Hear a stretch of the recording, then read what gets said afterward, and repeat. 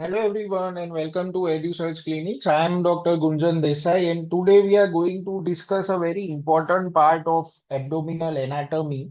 And in this video, we are going to use some schematics in a very different way, which the team felt will help in understanding this anatomy and the actual applied aspects of anatomy of duodenum when we are trying to operate this organ in the theater. So let us know how you like this concept of teaching, and if you like it, then we are going to go on with increasing content in this direction, where you can actually see how the anatomy helps in performing surgery. So when it comes to duodenum, we all know that it is the most fixed part of the small intestine. It is 25 centimeters long. It starts after pylorus and ends at the duodenojejunal flexure. So this is a very simple part of anatomy. I am sure most of you know about it now. When it comes to the parts of the duodenum, there are four parts. The first part is 5 centimeters long, and usually we divide into two parts. 2.5 centimeter each. The first part is intraperitoneal, the second part is retroperitoneal. Then the second part of duodenum, which is vertical, the third part of duodenum that starts after the inferior duodenal flexure.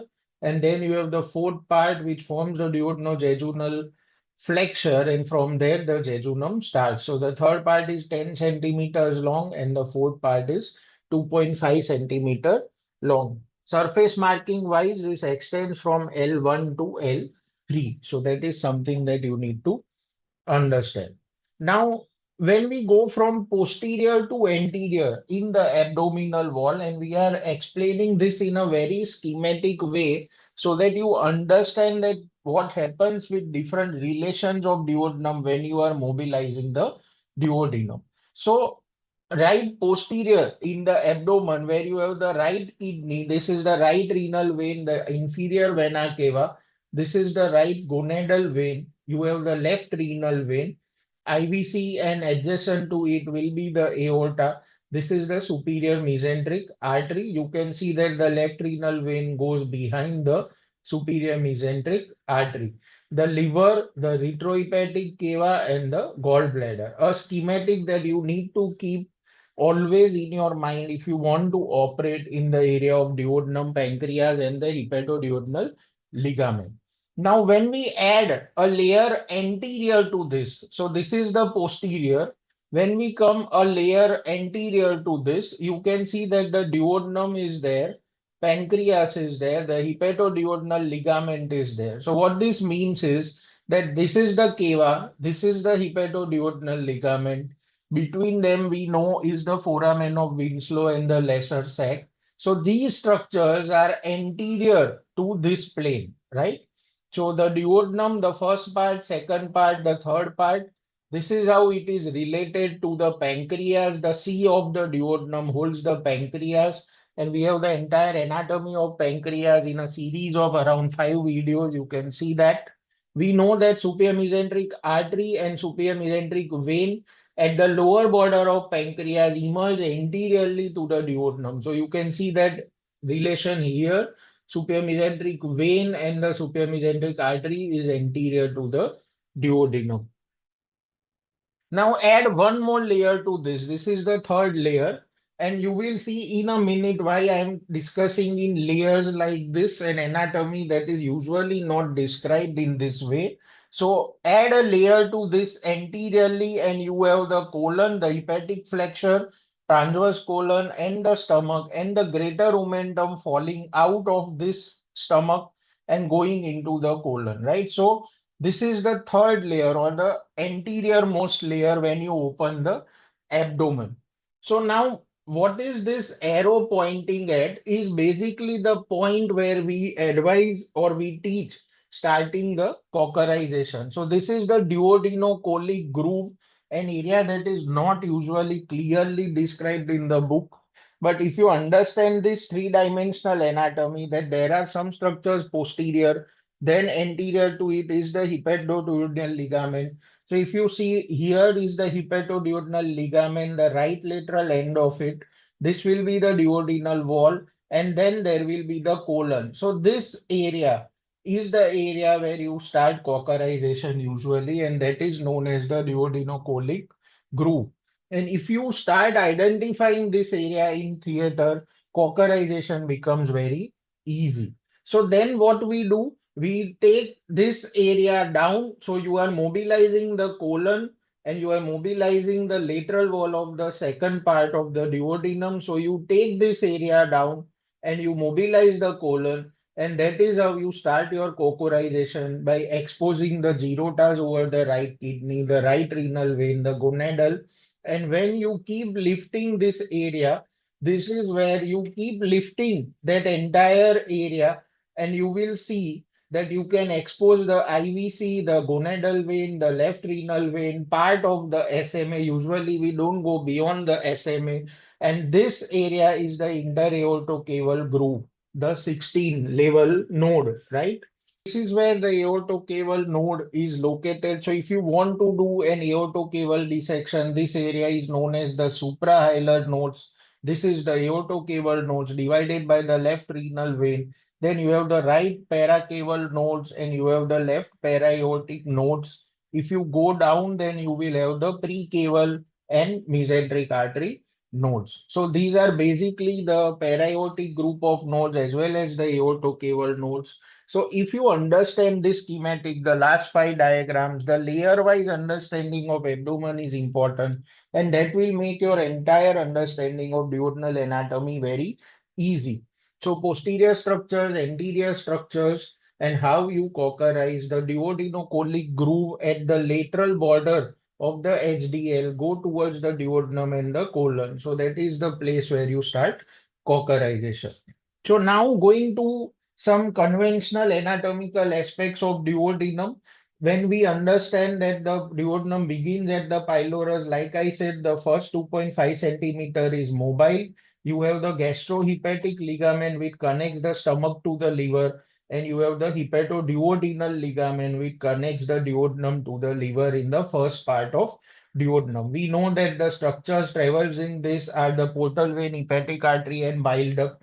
The hepatic artery courses along the superior border of the duodenum, whereas the gastroduodenal artery will continue in the hepatoduodenal ligament. So very easy to understand that all the structures of hepatoduodenal ligament are going to be posterior relations of the first part of duodenum.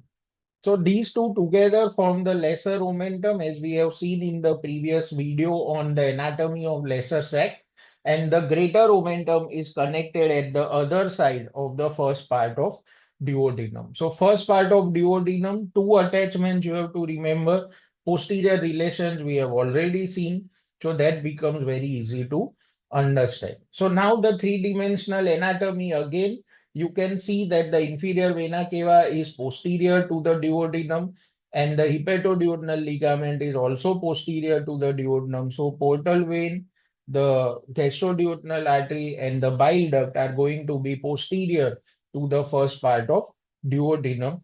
And that is what forms the epiploic foramen. As we were discussing in the schematic, this is the other way of looking at the boundaries of epiploic foramen, from where you can enter from greater sac to lesser sac. So posterior relations, like I said, very easy to remember. Just remember the HDL contents and you will understand that all the contents of HDL are going to go behind the first part of duodenum. Now looking at some other relations, we have already seen most of them. You can see that the superior mesenteric vessels are anterior to the third part of duodenum. You will have pancreas, which is superior to the third part of duodenum and medial to the second part of duodenum. Colon, as we have already seen, is anterior to the second part, the first part, third part, and fourth part of duodenum. It goes along the anterior wall of the duodenum. So colon is anterior, kidney is posterior. You know that the HDL structures and the GDA are going to go behind the duodenum. On the second part of duodenum, in the medial wall, you have the major duodenal papilla and the minor duodenal papilla, something that we have already seen in our video on bile duct anatomy. Now we know that the root of mesentery goes from the duodenojejunal flexure to the ileocecal junction. This goes anterior to the duodenum. So that is something that you have to remember, that the root of mesentery can be seen crossing the D3. So when we talk of the relations, the posterior relations, now it is very easy to understand. We have seen the first part. The second part, we have already seen the schematic. It's right kidney and right ureter. Third part, you can see posteriorly will be the psoas muscles, the ureters, IVC and aorta, L3 vertebra, gonadal artery. We have already seen all these structures in our schematic. So very simple to remember. If you understand the layers of the abdomen, the posterior cut, the middle cut and the anterior cut, as you will see them in the coronal section, then makes it very easy to understand duodenal anatomy. When it comes to the fourth part, it will be the left psoas, left renal artery and vein, left gonadal artery and vein. Inferior mesenteric vein is lateral to the duodenojejunal flexure. This is something that is very important to remember, as it is a landmark when you want to start mobilizing the duodenojejunal flexure. You go in a plane between the duodenum and the inferior mesenteric vein. So that is something that you need to remember. Last part, suspensory ligament of Treitz originates from the right crus of diaphragm. Remember this is commonly asked question. Though duodenojejunal flexure is usually on the left of midline, the suspensory ligament of Treitz originates from the right crus of diaphragm. They have striped muscle fibers in the upper part, elastic fibers in the middle part, and smooth muscle fibers in the lower part. Remember that it addresses posteriorly and superiorly to the D and duodenojejunal flexure. It does not cover it anteriorly. So that is something that you need to remember. So with that, we come to an end of this part of duodenal anatomy. We have seen a lot of landmarks, and like I said, you have to remember this schematic and the layer-wise understanding of abdomen. If you want to understand cockerization, we have discussed how stepwise cockerization is performed. In the next part of this series, this video will cover the vessels of duodenum, the lymphatics, and some very high-yield applied concepts like the nutcracker syndrome and the Wilkie syndrome and the issues of paraduodenal hernias. Thank you.